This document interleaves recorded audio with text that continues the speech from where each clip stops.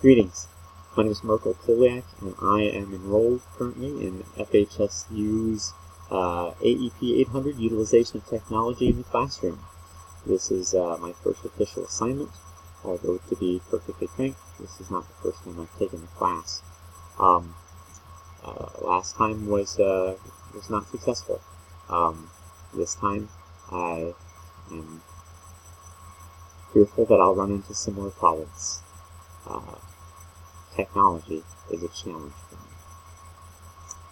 Nevertheless, we're going to go forward and we're going to do the best we can and make this happen. I've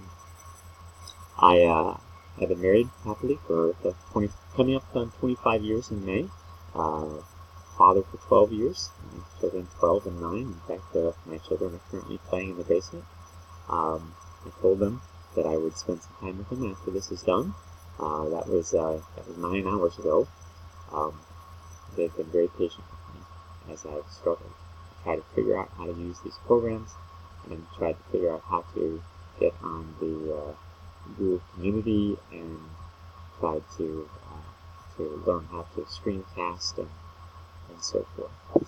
I'm a physics teacher, and gosh, compared to learning how to use computers, learning physics was a whole lot easier. I currently teach at a Hillcrest High School in Country Club Hills. It's one of the, because I'm talking to people that are from all over the country and perhaps even other countries, it makes the most sense to just say I teach in an all-black school that is in the far south suburbs of Chicago, Illinois. In addition to teaching physics, I'm also a science club sponsor. I'm a robotics club sponsor. I teach driver's ed, behind the wheel, so I drive with the kids. I'm in my community. I'm a Boy Scout leader.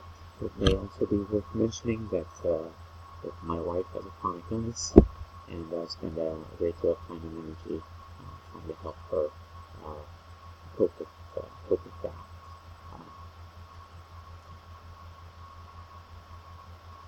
Considering the potential impact of innovative and creative new technologies, it is absolutely amazing what can be done. I have seen remarkable possibilities. It seems as if it has great potential to improve learning, because it's going to do a number of things. One, traditional teaching, you have one teacher and a bunch of students, and they all hear the same information at the same time and the same rate, and yet every student learns in different ways. They learn at different rates and different paces, and so some are going to need to practice these sorts of calculations, for example, 3 or 4 dozen times before they start to sink in, whereas other students may only have to practice them 2 or 3 times before they fully grasp the concepts involved. Being able to individualize lessons through technology is going to be, could be, potentially a game changer.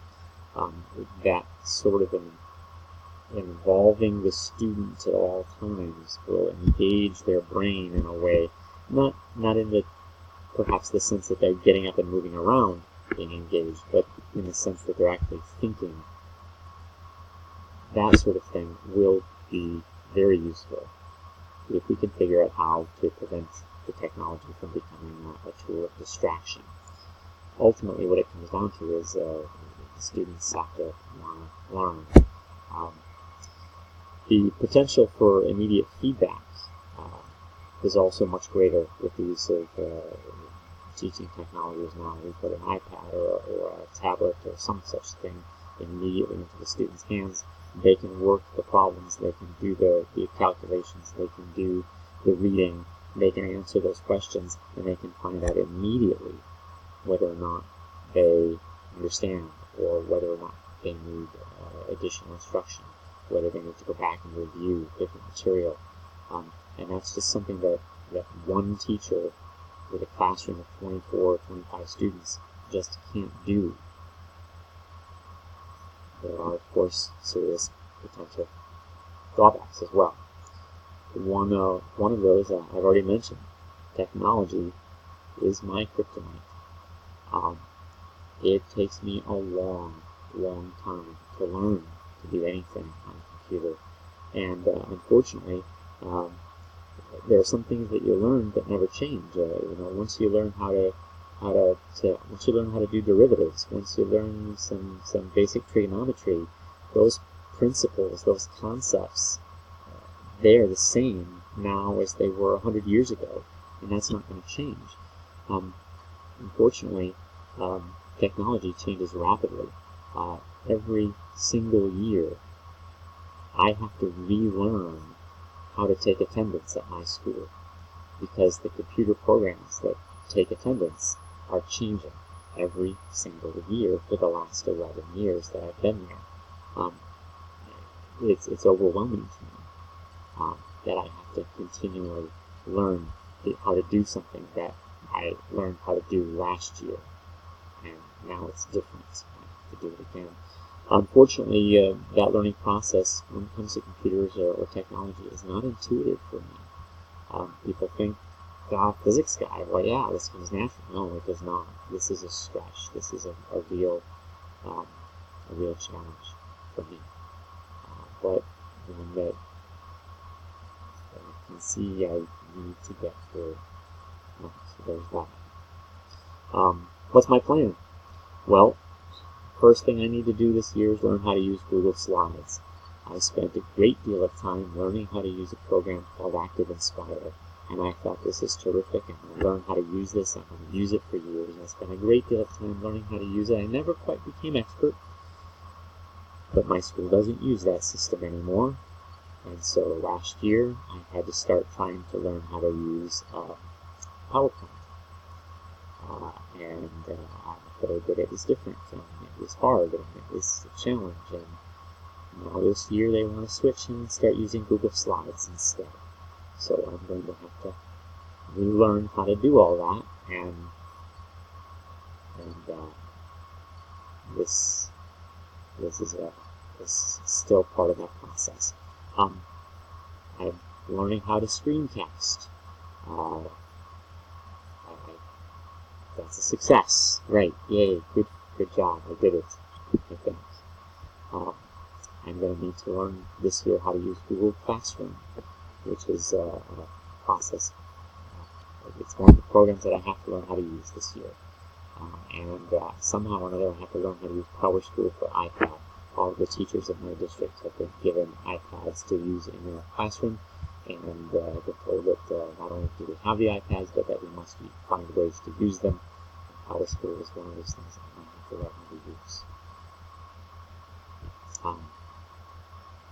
I'm not sure what to say about funding issues, except that this particular course is geared toward administrators, and so as an administrator, building principal or assistant principal or some such thing, we need to figure out how to use technology in innovative ways, and that's going to mean spending some money on it.